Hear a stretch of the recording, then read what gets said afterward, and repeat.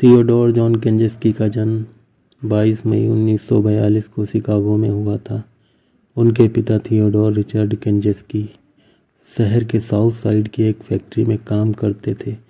उनकी माता वांडा केंजेस्की एक हाउसवाइफ थी। उसका एक भाई था डेविड केंजेस्की। थियोडोर केंजेस्की को टेड केंजेस्की नाम से भी जाना जाता है। टेड केंजेस्की वो शख्स है जिसे पकड़ने के लिए FBI ने अपने इतिहास की सबसे लंबी और महंगी जांच चलाई। टेड ने स्कूल के बाद 16 साल की उम्र में हार्वर्ड में प्रवेश लिया था।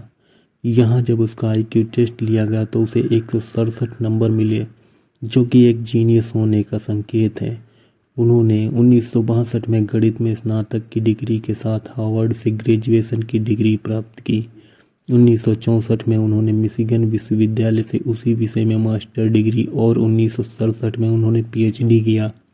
अपनी शिक्षा पूरी करने के बाद 25 साल की उम्र में केंजेस्की बर्कले में कैलिफोर्निया यूनिवर्सिटी के इतिहास में सबसे कम उम्र के सहायक प्रोफेसर बन गए, जब उन्हें 1967 के अंत में स्नातक ज्यामिति और कैलकुलस पढ़ाने के लिए नियुक्त किया गया था। हालांकि उन्होंने बिना कोई कारण बताए इस्तीफा दे दिया।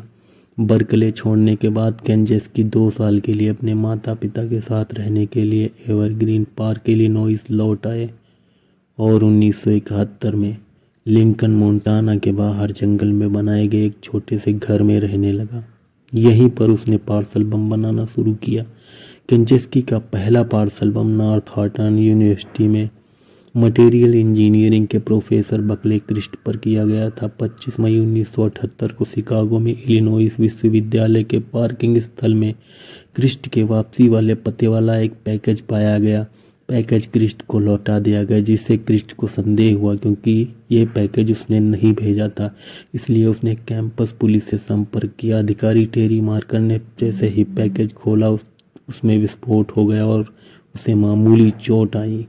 दूसरी बार 1979 में ही शिकागो से वाशिंगटन DC के लिए उड़ान भरने वाले बोइंग 727 अमेरिकन एयरलाइंस फ्लाइट 444 के कार्गो होल्ड में एक बम रखा गया, जो कि एक गलत टाइमिंग की वजह से फटा नहीं, लेकिन इसमें इतना धुआं निकला जिसके कारण पायलटों को आपातकालीन स्थिति में जहाज को उतारना पड़ा।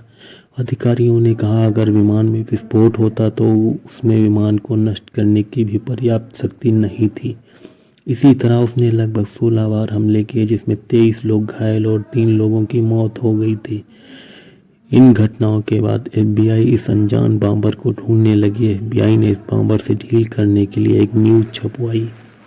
इसके बाद टेड ने अपनी 35,000 शब्दों का घोषणा पत्र न्यूज़पेपर में छपवाने को कहा, और जब ये न्यूज़पेपर में आया तो टेड के भाई डेविड केंजेस्की ने भी पढ़ा तो उसे लगा कि ये तो उसके सनकी भाई टेड की राइटिंग और उसके लेखों से मेल खाता है।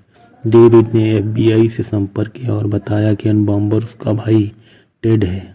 FBI तुरंत टेड के घर पहुंची और उसे मदद करने के लिए आवाज़ दी तो एक दुबला पतला सा आदमी बाहर आया। FBI की टीम ने उसे तुरंत गिरफ्तार कर लिया और कोर्ट ले गए। कोर्ट ने उसे 8 आजीवन कारावास बिना पैरोल की सज़ा सुनाई।